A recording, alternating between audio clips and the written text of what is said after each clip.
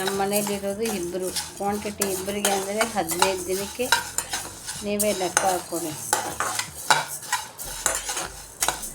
ತುಂಬ ಜನ ಇದ್ದರೆ ನಮ್ಮ ಮನೆಯಲ್ಲಿ ಇದು ಎಷ್ಟು ನಾನು ಹುಡ್ಕೊಳ್ತಾ ಇರೋದು ಒಂದು 10 ದಿನಕ್ಕೆ ಬರ್ಬೋದೇನೋ ನಿಮಗೆ.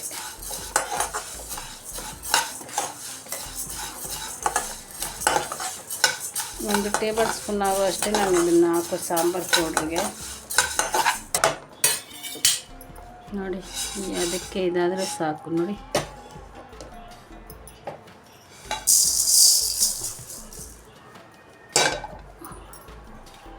ತೊಗರಿಬೇಳೆ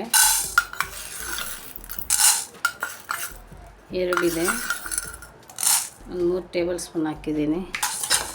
ಇದು ಹಾಲು ಹಾಕೋದ್ರಿಂದ ಸಾಂಬಾರು ಕ್ವಾಂಟಿಟಿ ಬಂದು ನಮಗೆ ಥಿಕ್ನೆಸ್ ಕೊಡುತ್ತೆ. ಈ ಬೇಳೆಗಳೆಲ್ಲ ಸೇರಿಸ್ತೀವಲ್ವ, ಇದೆಲ್ಲ ನಮಗೆ ಥಿಕ್ಕಾಗಿ ಸಾಂಬಾರು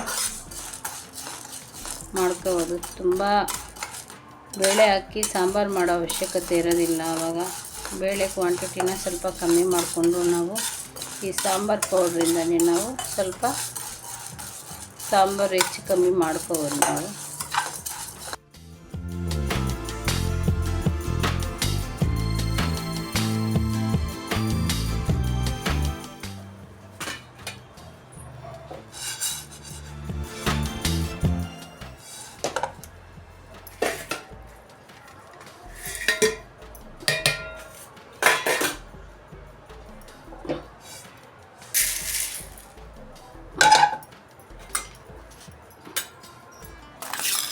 ಕಡಲೆಬೇಳೆ 2 ಟೇಬಲ್ ಸ್ಪೂನು ಇಂದ 3 ಟೀಸ್ಪೂನ್ ಆಗಿದೆ, 3 ಟೇಬಲ್ ಸ್ಪೂನ್ ಹಾಕ್ತಾಯಿದ್ದೀನಿ. ಇದು 3 ಟೇಬಲ್ ಸ್ಪೂನ್ ಕಡಲೆಬೇಳೆದು.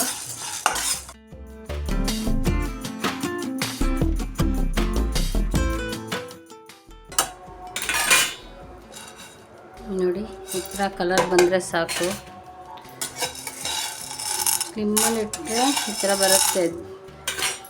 ಫಾಸ್ಟಾಗಿಟ್ಟರೆ ಒಂದು ಕ್ಷಣಿಕಕ್ಕೆ ಕಲರ್ ಬಂದ್ಬಿಡ್ತದೆ.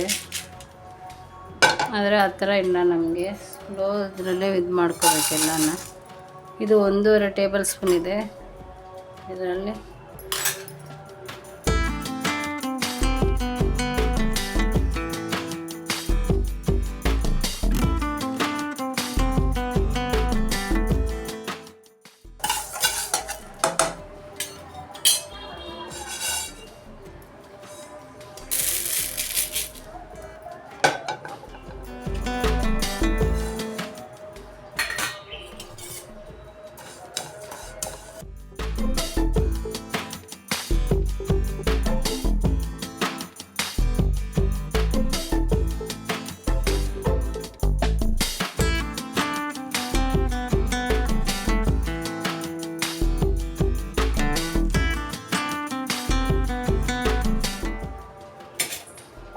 ಜೀರಿಗೆ ಹುರಿದಿದ್ದಾಗಿದೆ.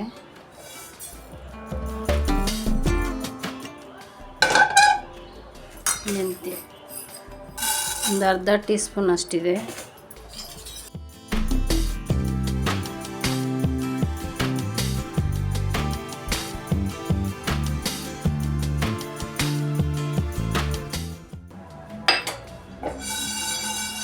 ಮೆಂತ್ಯ ಸಹ ಹುರ್ಕೊಂಡಾಗಿದೆ.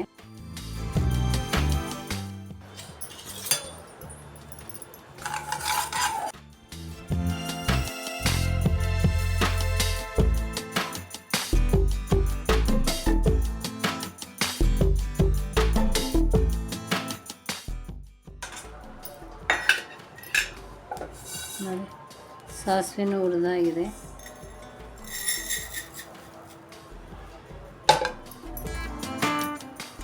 ಕರಿಬೇವಿದು,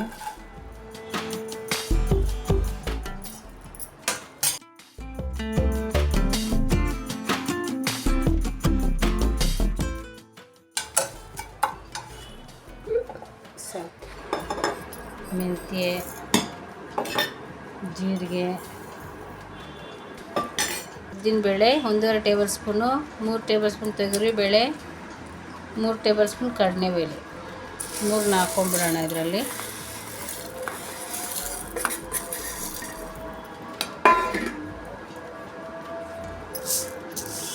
ಧನಿಯಾ, ಕರಿಬೇವು,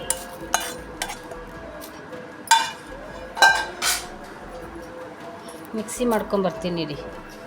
ನಿಮ್ಮ ಹತ್ರ ದೊಡ್ಡ ಜಾರ್ ಇದ್ದರೆ ಹಾಕ್ಕೊಡಿ, ನನ್ನ ಹತ್ರ ಚಿಕ್ಕ ಜಾರ್ ಇದೆ, ಅದರಿಂದ ಕ್ವಾಂಟಿಟಿ ನಾನು ಸ್ವಲ್ಪ ಸ್ವಲ್ಪ ಹಾಕ್ಕೊಂಡು ಮಾಡ್ಕೊಂಬರ್ತಾಯಿದ್ದೀನಿ.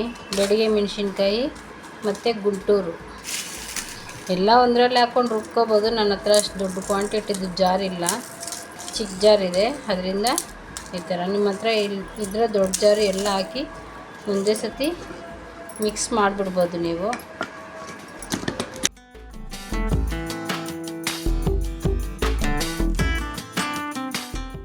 ಸಾಂಬಾರು ಪೌಡ್ರ್ ರೆಡಿಯಾಗಿದೆ. ಒಂದೇ ಜಾರ್ ಇದ್ದಿದ್ರೆ ಈ ಥರ ನಾವು ಕಲಿಸ್ಕೊಳೋ ಅವಶ್ಯಕತೆ ಇಲ್ಲ. ನಾನು ಸಪ್ರೇಟಾಗಿ ಹಾಕ್ಕೊಂಡೆ, ಅದರಿಂದ ಈ ಥರ ಕಲಿಸ್ಕೊತಾ ಇದ್ದೀನಿ.